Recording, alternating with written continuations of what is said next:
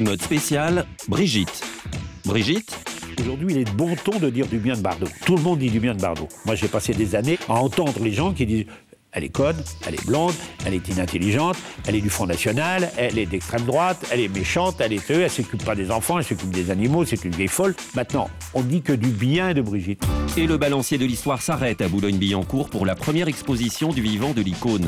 On ne peut pas comprendre Bardot si on ne comprend pas la personnalité de cette femme qui était une jeune fille de bonne famille, très tranquille et gentillette, férue de danse classique et adepte de littérature, et qui subitement est tombée amoureuse d'un garçon qui avait 7 ans de plus qu'elle, Vadim Plemianikov.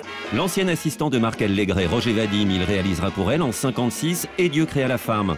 La société française était sclérosée pépère tranquille, c'est l'explosion. Bardot, elle a complètement changé ma vie.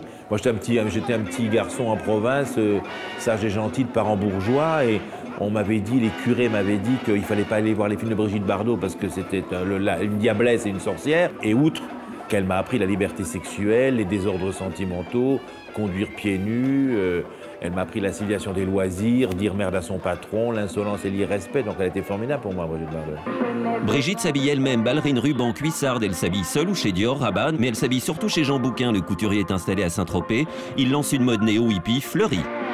Ma mode était ça, dans des étoffes introuvables, avec une ligne d'homme, c'est-à-dire des très petites épaules, des manches très serrées, et une ligne qui était un peu comme un Tanagra. Tanagra, statuette simple et gracieuse, en rupture avec un new look taille serrée, en phase avec les arts ménagers. Brigitte est une vedette, elle invente le maquillage œil de biche. Brigitte a libéré la femme, c'est vrai, mais elle le faisait inconsciemment. Elle ne s'est pas dit un matin, tiens, moi je vais être une égérie. Non, elle a dit, je vais vivre librement. Et puis, elle a été le reflet des milliers de femmes qui voulaient vivre librement.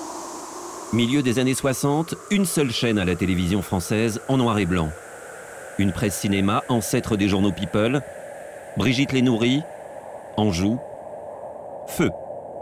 Comparé à ces actrices qui vendent leurs images, qui se vendent pour des défilés, qui se vendent pour des robes, qui se font payer pour des implications commerciales dans les sociétés, ou parfois pour les implications, les soirées de charité qui sont payées, mais admirons Bardot, je veux dire, qui ne regarde pas que son nombril, qui regarde ailleurs, et qui se sert de sa gloire, de sa publicité et de son aura pour faire quelque chose d'utile pour ce monde. 70% des Français ont une opinion favorable de Brigitte Bardot. Intégrité du combat, force, virulence, bref, une jeune fille de bonne famille.